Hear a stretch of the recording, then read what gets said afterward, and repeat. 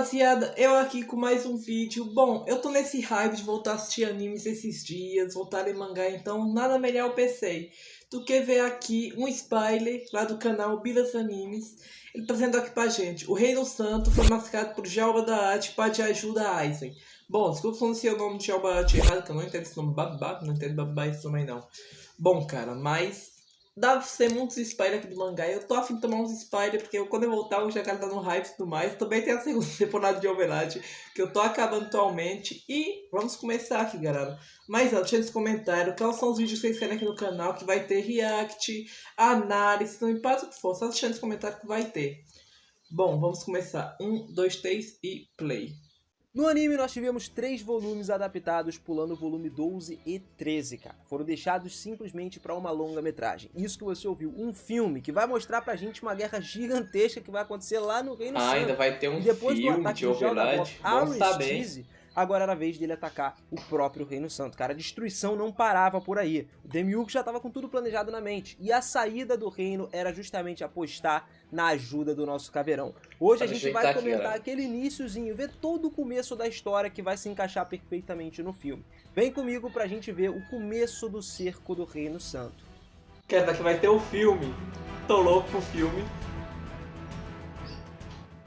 Já o primeiro filme vai ter de Overlord, não beleza? Eu sou o Biras e sejam muito bem-vindos a mais um vídeo aqui do canal. Logo depois de voltar do Reino dos Anões, já siga o Biras no Instagram, sigam ele aí também, galera. Sagrado. Isso porque, não muito tempo depois que Nazarick tinha sido teleportado para o Novo Mundo, Demiurgos começou a pensar naquela menção que o Ainz falou de conquistar o mundo como algo absoluto. Isso fez com que ele começasse todos os seus preparativos para alcançar o objetivo do seu mestre. O Demiurgo montou toda uma base de operações em Abelion Hills, para primeiro colher alguns materiais e conduzir todos os experimentos que ele queria em benefício de Nazarick. Ele já estava esperto e agindo ali antes do ataque total. Foi essa época, inclusive, que as suas forças subjugaram as raças tribais demiurganas. Já tomei spy. Além de também sequestrar vários cidadãos dentro do Reino Sagrado para poder fazer com que eles cidadãos nem usados para produção de itens, como pergaminhos mágicos ou então usados para alguns experimentos de reprodução no geral. Algumas das raças semi-humanas juntaram-se voluntariamente e outras vieram sob ameaça e força e começaram os planos para iniciar o cerco do Reino Sagrado direto a partir dali, depois de todos os experimentos. Ele designou todos os demi-humanos mais fortes de cada raça como generais de comando, né? E nomeou 3 dos demônios para serem os seus próprios comandantes, como o caso de Rokesh, Inaga e Raja, cara. Sendo os únicos a falar diretamente entre ele e os demi-humanos gerais. Então, uma vez que tudo estava sendo preparado, a invasão do Reino Sagrado começou, sobre o disfarce que ele usou a sua personalidade, né, do Jalda Bov, para poder iniciar a invasão completa ali. O ataque à Grande Muralha foi o primeiro dos ataques que aconteceu. Logo depois de um pôr do sol, vários demi-humanos ali, usando uma cobertura de escuridão, marcharam com seu exército na direção da linha da fortaleza. Simplesmente apareceram lá numa muralha que era grande e que protegia a cidade do Reino Santo há muitos anos.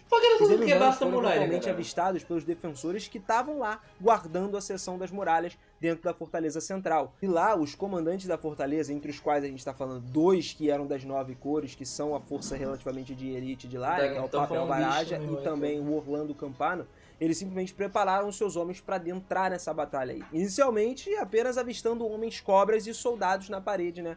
Logo perceberam, inclusive, que as forças semi-humanas eram compostas não apenas desses homens cobra, mas também de 20 raças diferentes que estavam vindo pra lá. Então não era só uma maneira de matar todas as raças. Pensando que simplesmente era o início de uma grande invasão e possivelmente o início de uma segunda grande guerra dentro do reino, os oficiais da muralha também perceberam repentinamente o motivo pelo qual os demi-humanos estavam atacando eles, se revelaram naquele momento. Supunha-se que os semi-humanos estavam mais confiantes, eles estavam crescendo demais, acreditando que poderiam dominar toda a fortaleza e acabar com pelo menos 20% da força militar do reino. Então, enquanto eles estavam diante da Grande Muralha, uma grande figura solitária saiu de dentro da formação. Alguns dos homens de papel ficaram desacreditados, né? Não dava pra ver aquela figura gigante. Eles acreditavam, inclusive, que ela era o comandante e desejavam matar eles de longe. Pavel atrasou a ação para que ele conseguisse dar o sinal certo para eles atacarem o Jalda Bov, que era o rei de todos que estava saindo ali do meio. Só que essa figura se aproximou cada vez daí, mais da cara, parede, foi até um estar tipo, massacre. uns 50 Eu metros de nem distância espero ver o de mangá, todas as já sei forças. que é um O comandante massacre. da fortaleza e os mais 5 generais do Reino Sagrado chamou a entidade para deter o seu avanço. Começaram a tentar distrair ela. O ser então se apresentou, né, falando que era o grande Jaldabaoth. E o nome era bastante familiar para todos os homens da muralha, porque as notícias do ataque do Jaldabaoth lá na distante capital do reino de Restiz chegaram até eles. Então todo mundo já sabia quem era esse demônio que, mano, era simplesmente o causador do caos, que acabou lá, né, foi morto pelo Momon. E a gente vai entrar nisso um pouco mais à frente. O general e todos os soldados entenderam que o demônio procurava atingir a sua nação depois do fracasso em Restiz, mesmo ele tendo causado muitos danos lá. O Imperador Demônio então admitiu que ele veio até eles quando foi expulso pelo temível guerreiro humano. O demônio declarou alegremente que pretendia transformar toda a sua nação num inferno e agora trazer milhões de pessoas que habitavam lá à morte. Tá ligado? O general dos soldados não ficava impressionado com essa declaração aí, mantendo-se firme à primeira vista ali, né? Manteve, inclusive, toda a linha de defesa protegendo o seu povo. Vendo que a conversa estava terminando, o nunca aceitar uma rendição de pessoas como eles e convidou a entretê-lo, né? Trazer um pouquinho de entretenimento pro nosso querido monstruoso Jaldabaoth. Arqueiros dentro das unidades de Pabel fizeram o máximo de movimentos para poder soltar 50 flechas encantadas na direção do Imperador Demônio. Só que nada adiantou. As mesmas flechas sendo mágicas, imbuídas de relâmpago divino, de gelo, chama, ácido, todas elas atingiram o demônio, que não se desviou da sua posição nenhum só que não fez coxinha. A falta de movimento do alvo acabou confundindo todos os arqueiros brevemente, mas antes que eles pudessem lançar uma segunda rajada, uma segunda leva de flechas, o Jaldabaoth decidiu demonstrar o seu poder com um feitiço de 10º nível, o Meteor Fall. De cima veio uma gigantesca rocha ligado que nesse daí os manos podem acertar o 7º nível, então vocês estão ligados. Não tinha como eles correrem, cortando o céu e batendo na parede da muralha. A onda de choque do meteoro, pra vocês terem uma noção, quebrou a parede inteira. O Jaldabaoth, então, depois de limpar isso tudo, e se limpar por causa das flechas, planejou seguir com o seu ataque para causar mais confusão ainda do lado humano, permitindo que o ataque dos semi-humanos se tornasse uma derrota completa para eles. Então, a gente teve um contra-ataque até dos soldados sobreviventes, enquanto as forças tentavam desesperadamente invadir, né, se reagrupar e coletar informações, mas também era muito fraco com relação a todos os demi-humanos que estavam atacando lá. Enquanto isso, o Imperador Demônio, vendo que todos os humanos estavam em desordem... Esse Imperador aí não conheci, nem no mangá, nem no anime. Ele se virou pra voltar pra todos os seus escravos, e aí... Mas quando ele se distraiu, a gente esquece uma semana no Spider, apareceu das paredes intactas restantes e pulou na luta contra o Jaldabaoth, já não tem uma memória boa, vingança pela morte do seu amigo e rival, que tinha sido derrotado por causa desse meteoro, né? Então, apesar do Orlando sacar suas armas diante dele, o Jaldabaoth considerou nada mais do que um mero verme, e casualmente usou o seu controle mental para ordenar que o Orlando se auto-esfaqueasse ali na garganta, ou seja, ele se matou também. O Jaldabaoth não é um cara fraco, tá ligado? Ele é absurdamente forte, na verdade. Depois dele ter matado o Campana, ele levou o cara de volta ali pros demônios, né? De volta ao seu exército, com uma lembrança de ter sitiado a capital inteira. Entre os representantes tribais reunidos, o Jaldabaoth aproveitou também aquele momento para discutir medo entre eles em relação a ele mesmo, só que selvagemmente arrancando a pele assistir uma coisa que você não viu no mangá.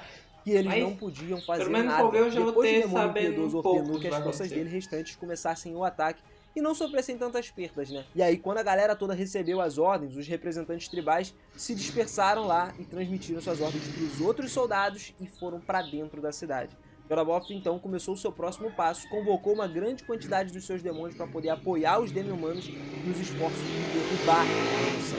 Ele também deu instruções para limitar sua luta contra o humano, mas o que eles tinham que fazer era se concentrar que nenhum deles fugisse vivo das ruínas da fortaleza. Então era literalmente para matar todo mundo de novo. E com base nisso tudo acontecendo, quando ele começou a invadir lá, as consequências disso aí foram notícias da Aliança Demi-Humana esmagando a fortaleza central mais forte de seus soldados e posteriormente cruzando o muro. Isso começou a se espalhar por todo o Reino Sagrado e pelo mundo, né, no geral. Ao ouvir isso, a Santa Rainha Cal Cabeçares emitiu uma ordem de mobilização geral para toda a nação, ou seja, todo o Reino Sagrado, tanto o norte quanto o sul, não apareceu nem no anime, formavam 2 exércitos para combater essa ameaça da invasão que não podia deixar ele chegar até lá.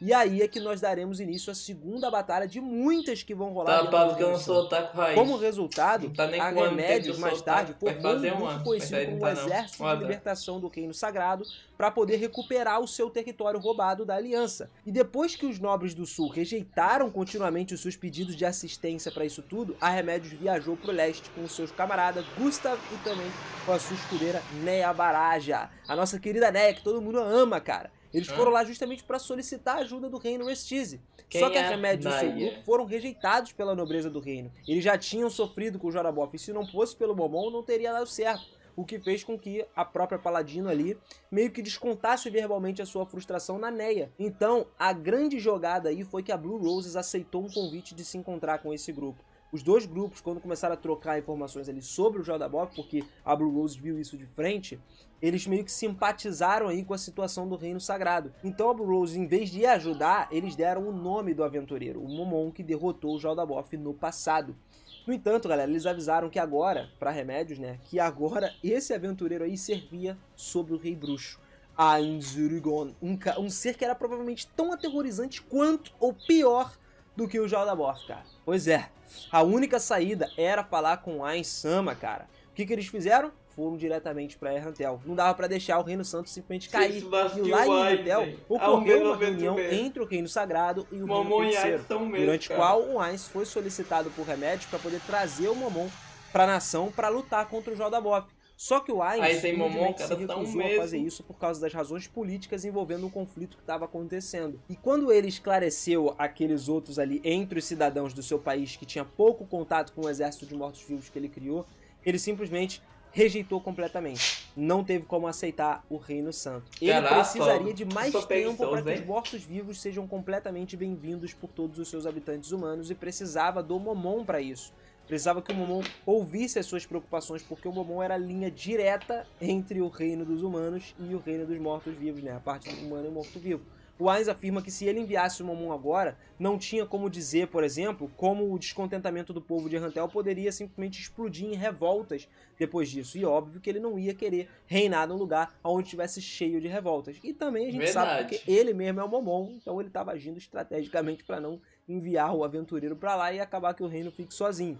Além disso, o Ainz perguntou também aos enviados se o Reino Sagrado tem algo para oferecer, caso ele ajude na sua luta contra o Jorah Mormont. Que se ele não enviasse o Momon, ele mesmo ajudaria. O Gustav fala dizendo que ele não tem nada no momento para oferecer e levaria tempo para que eles recuperassem e preparassem uma recompensa adequada em troca pro Ainz. Ele também deixa claro pro nosso querido Caveirão que o Jorah Mormont é uma ameaça presente nas suas nações, já que ele está liderando o exército de demi-humanos também. Então o Ainz ainda se recusou mesmo assim, afirmando que ele precisava de mais tempo para que tudo se resolvesse. A Albedo diz que ele levaria pelo menos 5 anos, no mínimo, para que as relações entre os humanos e os semi-humanos ali, os mortos-vivos da sua nação, sejam completamente resolvidas e absorvidas ali. Até então. Devido a essa generosidade do Ainz, ele acaba respondendo o pedido dos enviados, encurtando, por exemplo, para 3 anos isso aí. Ele falou que tudo bem, dá para rolar em 3 anos, a gente não precisa levar até 5, até que eles possam ajudar de fato o Reino Santo no tempo certo. Como resultado, a Neia pensou que teria uma chance de conversar com o Ainz e expressar sua opinião publicamente. E ele até questiona mais tarde quem ela era, por que ela tá lá, entendeu? Porque de tanto ela pedir, o Ainz conseguiu conceder a vontade deles. Logo depois da Neia se apresentar para o Ainz, ela pediu para ele deixar a sua nação emprestar o Momon o mais rápido possível, já que eles não podiam esperar tanto tempo. Não dava para esperar 3 anos. Até lá, o Jorah Mormont já tinha dominado tudo. Em uma semana ele acabava com o Reino Santo. Antes que a Remédio tentasse repreender a própria Neia, o Ainz impediu ela de fazer isso, fazendo uma pergunta a Neia de quando seria o melhor momento para trazer ele durante a libertação do Reino Sagrado do Norte. A Neia respondeu ao Ainz dizendo que ele deveria enviar o Momon de fato quando desse. Não, mas o Momon e o Ainz é meio coisado, porque eles são a mesma pessoa. Se o Ainz sair do Reino Feiticeiro, aí o Momon também vai sair. Aí quem vai ficar no comando do reino, galera? Desde que seja para se o rei sai, mesmo que eles não saibam que o Momon é o Ainz, então qualquer coisa.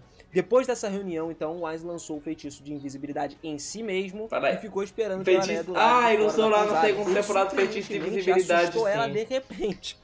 Depois foi guiando ela simplesmente acho que eu vou matar alguém hoje, galera. Passando por ali, né? O Ainz e a Neia conversar. Talvez nessa sombra no vídeo que tá aparecendo, a sessão por matar, galera. Convencendo a Neia a deixar ele subir pela janela. Vai aparecer lá no vídeo, mano, de cor. Neia, o Ainz novamente confrontou a Remédios lá. Começou a falar com ela. E também Gustav que tava lá, que agora durante a segunda reunião em relação ao pedido que apareceu da última vez, as coisas estavam começando a mudar. Depois de se apresentar novamente durante essa reunião com os enviados do Reino Sagrado, a Remédios mais tarde atendeu o pedido do Ainz e começou a mudar para uma nova área, para um lugar diferente para poder conversar ali, em particular eles dois. E aí ele também pediu a Neia para participar dessa discussão, que Gustav também atendeu às exigências do Rei Bruxo. Chegando ao seu destino, a reunião começou imediatamente. Aí vamos lá. Quando o Gustav é o primeiro a simplesmente iniciar a conversa, foi perguntado ao Rei Bruxo por que ele veio naquele lugar. O Ainz falou que por causa da última reunião que eles tiveram, reiterando o fato de que ele empregaria uma entidade igual ou melhor do que o calibre do Momon dentro dessa batalha. O Ainz então responde que a relação do grupo de resistência que chocou todos os enviados era algo diferente do que ele já tinha visto em todo o mundo. De certa forma, ele estava ciente do exército de libertação do Reino Sagrado e da situação que eles estavam passando nas linhas de frente da guerra, que foi uma total surpresa. O Ainz começou a explicar todas as circunstâncias em detalhe e afirmou que a Força Militar do Sul permanece intocada, mas ainda assim eles não procuravam cooperar com o Norte, realizando todas as operações conjuntas por conta própria. Então, o nosso querido Caveirão acredita que as coisas assim, que no caso isso é uma cisão entre o povo do Norte e do Sul, né, que a gente está falando, o Ainz até chama os enviados pelo seu próprio fracasso em proteger a Rainha Santa, porque seria uma razão pela qual o Sul planejava se apoiar e se apropriar de quem era o novo Rei Sagrado depois da sua rainha. Basicamente, ele queria quem é o novo Rei Sagrado? Em batalha. O Sul tava querendo dominar tudo depois que a rainha... Deixa aí nos comentários, velho. Quem é o novo Rei Sagrado? Eu fiquei curioso mesmo. Sul, o Ainz respondeu aos enviados que ele não tinha muito a dizer sobre tudo o que estava acontecendo, quando o grupo não poderia manter todas as suas posições por muito tempo sem a Rainha Sagrada para apoiar eles. O Ainz concluiu a todos eles, então, que ele mesmo não tinha mais nada para oferecer, seja terra, títulos, concessões comerciais ou outros privilégios no geral. E ele também adverte que o Reino Sagrado do Norte, realmente, se eles mantivessem as suas palavras sobre esse assunto, existia uma possibilidade de a guerra com a sua nação, dependendo de, logicamente, quando a conclusão do próximo Reino Sagrado chegar, acabasse finalmente. Além disso, o Ainz também esclarece a galera do Reino Santo que não usaria os tesouros da sua nação como moeda de troca, como espada sagrada pertencente a Remédios, para ser um exemplo exato, né? Ele afirmou que se eles fizessem tal coisa negociando algo com aquele valor nacional, então o máximo que eles poderiam fazer era tratá-lo como tendo sido um saqueador por Jaldabaoth, né? E depois entregar os tesouros do país simplesmente para outro lugar. Se entregasse os tesouros, complicava um pouco. Isso daí era um plano muito perigoso, porque haveria um informante que estava ali no meio do próximo Rei Sagrado que disse que a riqueza foi realmente obtida de um deles, o que criaria somente uma desconfiança dentro do grupo. Eles sabiam que tinha alguém ali de espião e não dava para fazer esses certos tratados com o Ainz. Então o nosso querido Caveirão começou a declarar suas próprias condições e que, em troca de ajudar eles, como ele teria controle dos empregados demoníacos do Jaldabaoth, todas as Pleiades, que no caso ele já tinha. Não é de nada, ele já tinha, mas ia rolar isso daí de novo. Porque ele já é o chefão. Na verdade, podem estar sob a influência da sua habilidade ou um item mágico usado neles, justamente para fazer o controle cerebral. Você deve estar entendendo direitinho que basicamente agora ele quer mostrar para o mundo que as Pleiades são dele. O Ainz diz então para Remédios que ele precisa de indivíduos fortes para serem incorporados à sua nação de qualquer maneira, né, para aumentar a sua força militar, como a gente falou. E a Remédios diz o seguinte, que se esse mesmo fosse o caso, ela duvida de todas essas condições feitas, que elas sejam suficientes para que o seu povo acabasse perdoando as empregadas, né, que estivessem envolvidas no plano do Jaldabaoth. Talvez o Reino Santo não perdoasse nunca elas por causa de elas estarem matando muita gente lá. O Ainz então disse para os enviados mais uma vez que o problema do Reino Sagrado era lidar com a influência dos outros cidadãos e deixar de lado o ódio. Então assim, Gustav concorda com todas as condições listadas pelo Ainz. E concordando com tudo isso é levantada a questão: Ainz está no mesmo nível que o Momon? Bom, a gente não precisa nem falar, né, cara? O Ainz já respondeu afirmando que ele é o Momon, tá ligado? Que significa que ele será aquele que participará dos seus esforços da guerra. Não que ele é o Momon, ele não falou que ele é o Momon não, tá? Antes que você entenda errado. Ele falou que ele é no mesmo nível de força, sacou? É o Momon que eu quis dizer. Você entendeu aí, mano? Tá ligado? E como é que as pessoas estavam perplexas, né? Não sabiam se ia dar certo, se não ia. Então como é que o Ainz resolveu dar real? Ele falou que, ao contrário do Momon, ele pode realmente usar magia como teletransporte, o que realmente não é mentira. para poder manter os enviados lá à vontade, o Wise afirmou que desde que ele possa encontrar a sua própria base, né, ele pode retornar com segurança para o reino feiticeiro a qualquer momento. Então ele não vai de ser um numa batalha feiticeiro. dessa. Embora Gustav esteja um pouco relutante de trazer o rei de outra nação, uma nação estrangeira, para lutar contra o inimigo no seu país, o Wise diz que ele quer derrotar o Jordaborf, enquanto assume o controle de todos os seus servos através das suas magias. Ele declara que não traria um exército com ele, que ninguém, além do próprio Wise sozinho, pode derrotar o Jordaborf. E assim, galera, nós finalizamos essa primeira parte com chave de ouro. Pra você que tá esse filme demais, aí, deixa aquele like, ó. Tô querendo trazer já deixei um formato de vídeo aqui pro canal. A gente vai trazer uma série na qual a gente vai explicar todos os pontos dessa guerra inteira, tudo que vai acontecer. Não, vou assistir tudo, pra quando o filme sair eu já sabia. Se você curtiu, capricha no like, deixa nos comentários aí. Deixa os likes. Curti essa série, traz mais Vou deixar nos comentários no canal. também. Vamos falar do filme aqui com tudo. Estourar a boca do balão bonito, hein? Pra você ficar por dentro de tudo antes até do lançamento.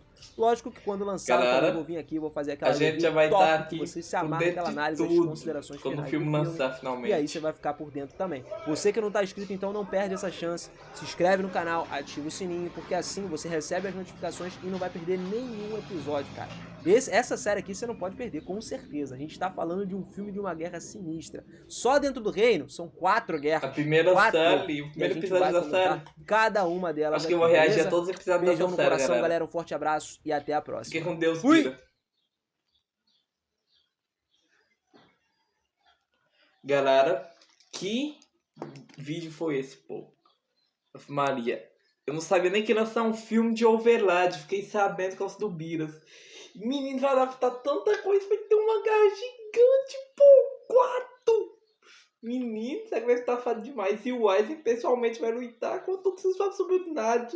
Ele vai simplesmente adicionar as plays ao exército dele, porque ele não tá usando as plays nesse momento no anime. Então, ele vai poder adicionar sem a desculpinha. Vai ser bem difícil aceitar as plays, porque vocês sabem, elas estão cometendo bastante crimes, mas vai aceitar, galera. Vai ficar foda, vai ficar bravo, menino. Esse filme vai sair muito bom, galera. Tô esperando por um filme, tomara que saia lá. Bom, quando vai sair no outro ano, ou em 2022 pro final, ou em 2024, porque nesse ano já não acabou nem o anime a dublagem, então talvez seja no outro ano mesmo, mas vai ser fato do mesmo jeito. Bom, tchau, galera, falando com os vídeos. Se quer mais vídeo como esse, deixa o like, se inscreva, compartilha e bala aí bater a mata de likes, que é 10 likes, e bala aí comentar bastante. O que eu não entendi, se me respondem aí, e o que eu falei errado, vocês respondam também. Falou, galera.